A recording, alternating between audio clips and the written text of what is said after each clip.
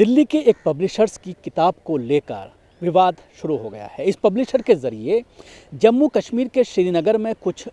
छात्रों को 7th class के स्टूडेंट्स को एक किताब हिस्ट्री की और सिविक की पढ़ाई जाती थी। इन दोनों किताबों के अंदर हज़रत जिब्राईल अलैहिस्सलाम और हज़रत मोहम्मद मुस्तफ़ा सल्लल्लाहु अलैहि वसल्लम प्रॉफिट मोहम्मद मुस्तफ़ा सल्लल्लाहु अलैहि वसल्लम की खाका शाये किया है, यानी उनका स्केच जो है वो किताबों में शाये किया है, जिसको लेकर कल से हंगामा मचा हुआ है। लोग इस पूरे मामले में एक्शन की बात कर रहे हैं और न सिर्फ एक्शन बल्कि जो पब्लिशर है उसके ख़िलाफ़ एक्शन के साथ साथ FIR दर्ज करने की बात कही जा रही है। जब से ये पूरा सामने आया है और इसके कुछ स्क्रीनशॉट्स ट्विटर पर लोगों के ज़रिए शेयर किए गए हैं, तभी से मुसलमानों का ये कहना है कि मुसलमानों के जज्बात को ठेस पहुंचाई गई है। इस तरह के खाके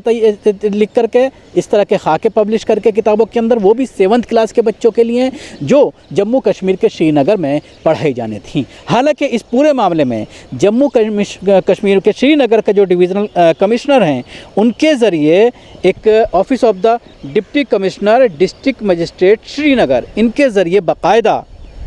एक SSP को श्रीनगर के एक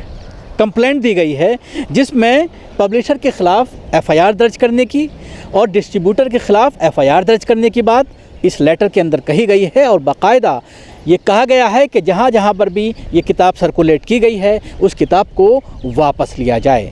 हालांकि अभी तक इस पब्लिशर के ख़िलाफ़ FIR दर्ज नहीं हुई है, लेकिन आप अपने टीवी स्क्रीन पर ये लेटर देख रहे होंगे। जो डिविज़नल कमिश्नर हैं, डिप्टी कमिश्नर हैं डिस्ट्रिक्ट मजिस्ट्रेट श्रीनगर के, उन्होंने इस पूरे मामले में सैयद हनीफ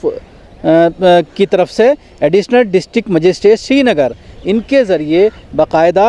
श्रीनगर के सीनियर सुपरिटेंडेंट ऑफ पुलिस को एक लेटर लिखा गया है कल के डेट में, यानी 5 तारीख को। और उसमें ये कहा गया है कि पब्लिशर और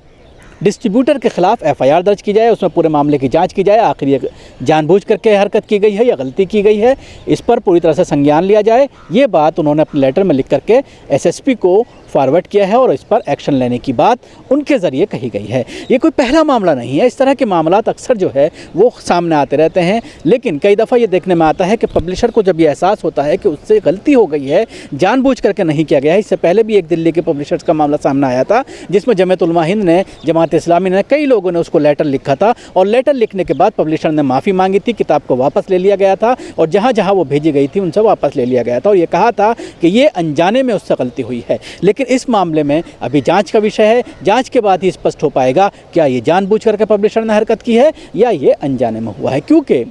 इस तरह की चीज़ें, ऐसा नहीं है कि अनजाने में ये सारी चीज़ें हो रही हों, बल्कि लोग जानते हैं कि अगर इस तरह की कोई हरकत की गई तो मुसलमान उस पर रिएक्शन कर सकते हैं, क्योंकि किसी कीमत पर इसको बर्दाश्त नहीं किया जा सकता। पूरी दुनिया में आपने देखा होगा कि जब जब इस तरह की कोई चीज़ सामने आई है, किसी ने मोहम्मद मुस्तफ़ा सल्लल्लाहु अलैहि वसल्लम की स्केच बनाने की कोशिश की है, तो उसके ख़िलाफ़ जनाक्रोश सामने आया है, हंगामा हुआ है और लोगों ने उसका ज़बरदस्त विरोध दर्ज कराया है।